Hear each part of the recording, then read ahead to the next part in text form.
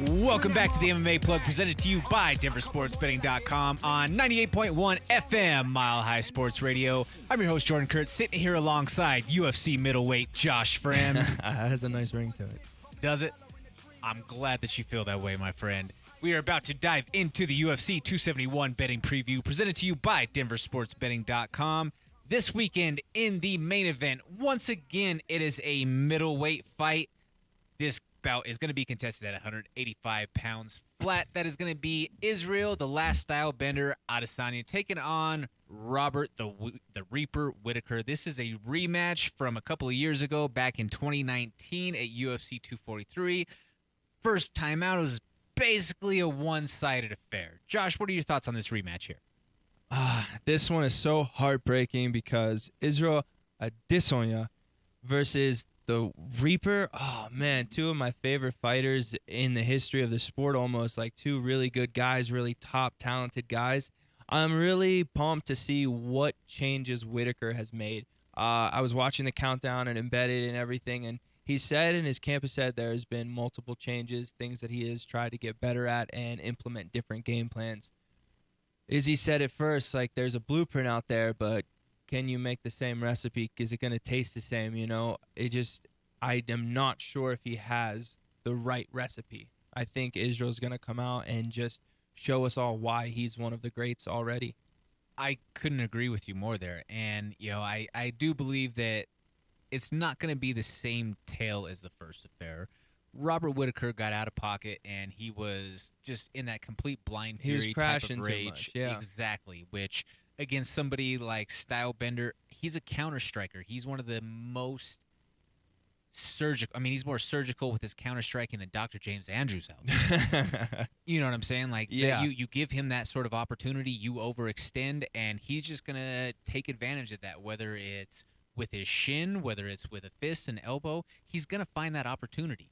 And if you strip away the name, the face, the likeness, all of that from each of, say, Robert Whittaker, Marvin Vettori, Paulo Costa, Kelvin Gastelum, and you just look at them attribute for attribute, skill for skill, is there really that much difference between them? That's a question that I also take a look at. That's a great way to put it.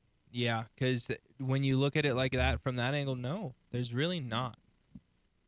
And that being said, Izzy has solved this equation so many times. And yes, as you said, there is a blueprint to beat somebody like Izzy, but Israel's takedown defense is really strong. And let's also credit the fact that Jan came into that fight at like 230, 240. Like, that's a almost that's a little bit. That's a linebacker, pretty much. That's an NFL linebacker trying to take you down.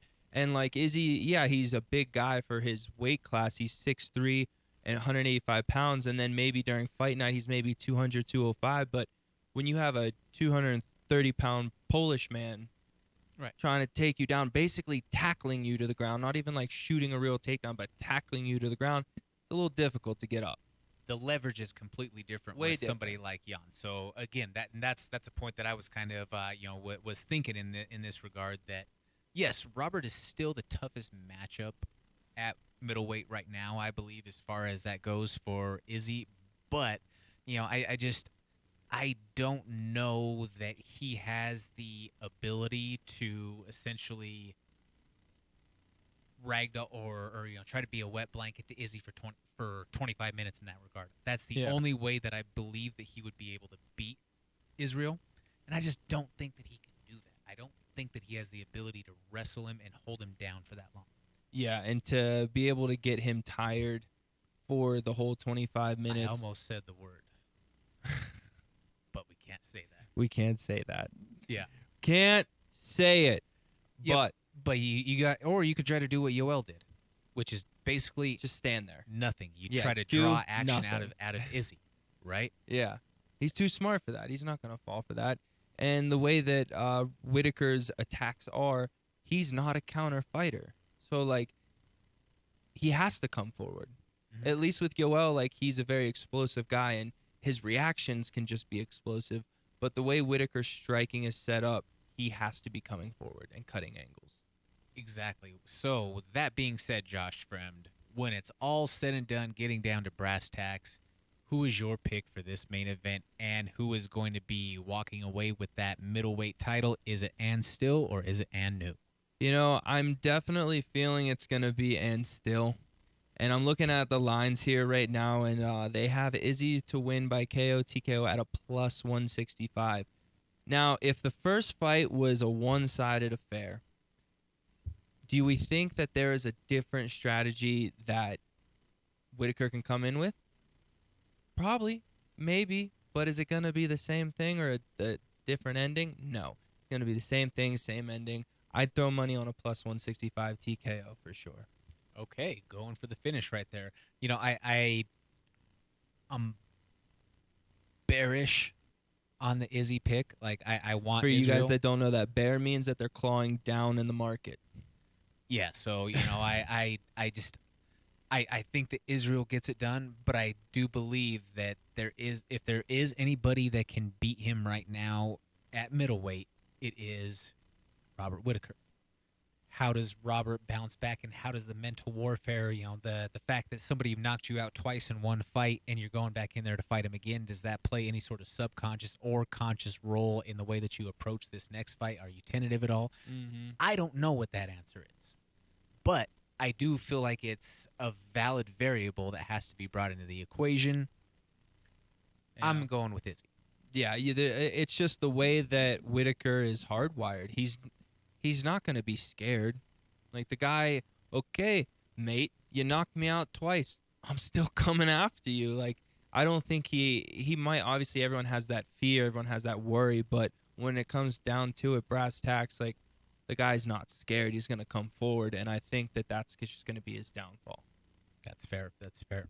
Moving along to the co-main event. This could technically, I mean, it's hard to say it because Israel, outside of Connor, is the biggest star in the sport right now. But this is kind of a people's main event sort of situation in the co-main event between Derrick Lewis and Tai Tuivasa. This one, Jordan,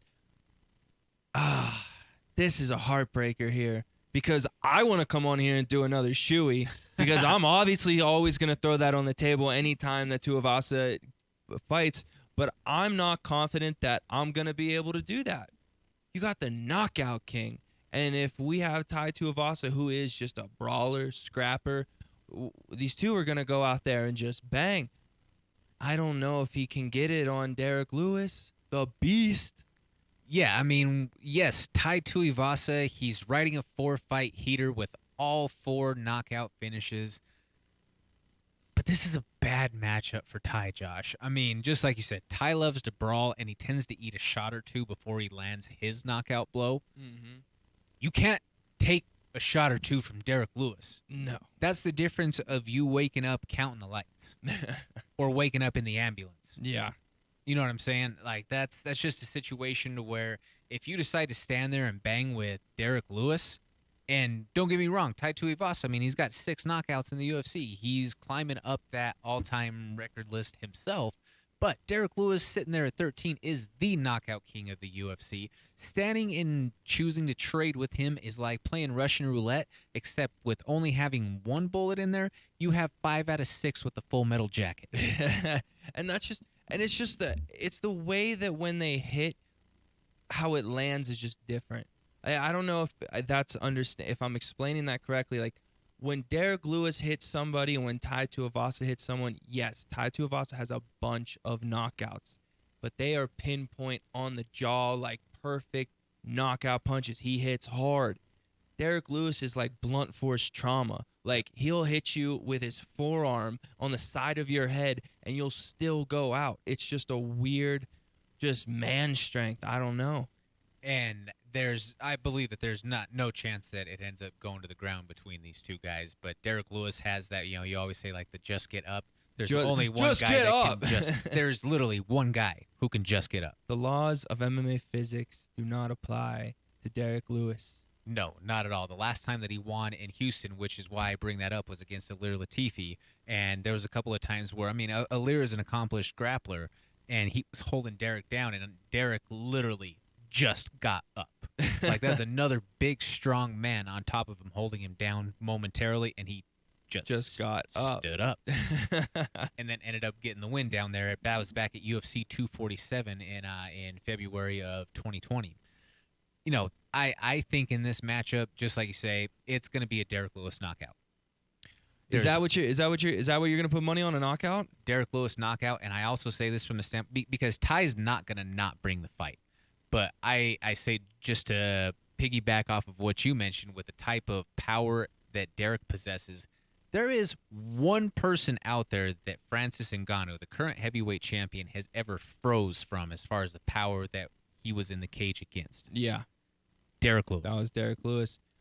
It's interesting that you're going to go with a knockout here because I do believe that is a possibility, but we've been let down before when we have bangers like this.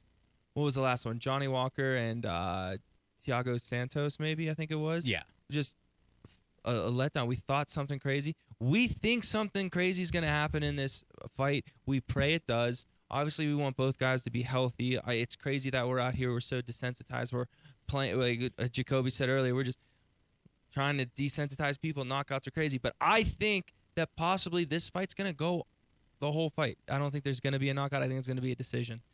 Bold strategy, Cotton. It's a bold strategy, Cotton. Funny story, guys. Fun fact, I watched Dodgeball before my fight. That was my pump-up movie that I watched, so I'm glad that you said that.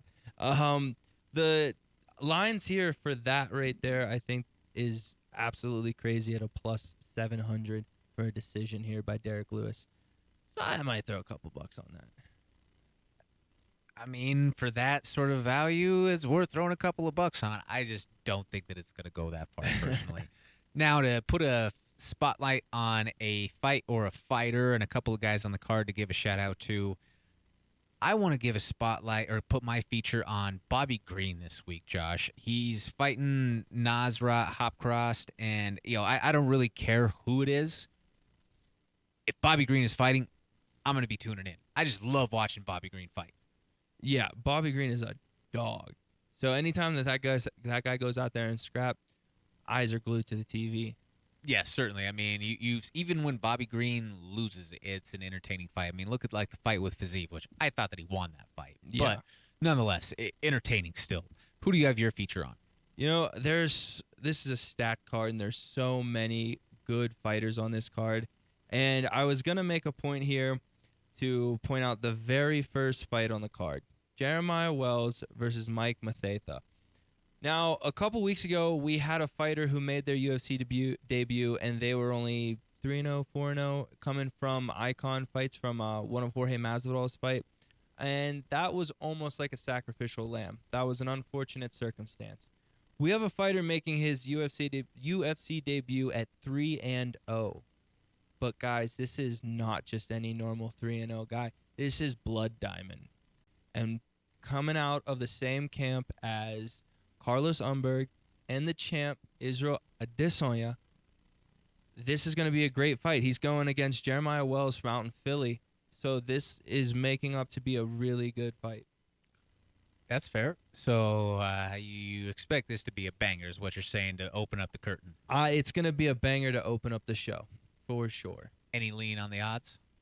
If Jeremiah can come out here and implement a good strategy on trying to take Blood Diamond down and get him to the ground, we might see a boring fight. But I believe that Blood Diamond coming out of City Kickboxing is going to have a way to negate that takedown, and we might see something crazy. He's very unorthodox, very out there. Could see something really crazy. There you have it right there from the man himself. We also want to give a shout-out to our friends of the program in Alexander the Great Hernandez, Alex Perez, as well as Fabio the Water Buffalo Charant, who are all slated to fight this weekend at UFC 271 down there in Houston. Do you think it's interesting that Alex Hernandez, being a Texas guy, is on the early prelims? I didn't see where the card placement was, so that's news to me right there directly. I gave Jordan Kurtzy news. You gave me oh some my news. goodness. You gave me some news as far as the card. We're moving on up. We're making some moves, ladies and gentlemen. Josh Fremd is leveling up by the day. I am, but I'm not. I'm just by the amount of names that are on the card. There's a lot of veterans as well. I don't know. I think that it potentially puts people in the arena a lot earlier than they might have been otherwise. That's a good way to look at it, yeah. Because sometimes, I mean, even at these bigger UFC pay-per-views, when the early prelims are starting at, say, 4 o'clock, and then you don't have the main card starting until 8 o'clock, the crowds, there's not always a ton of people that are out there for those first few prelim fights of the evening, but, maybe with having a couple of guys who have some sort of footprint locally down in the area that may put some cheeks in seats earlier on. I don't know. I'm That's just trying to look at it from a business That's perspective. a good way to look at it because I did not look at it from that way.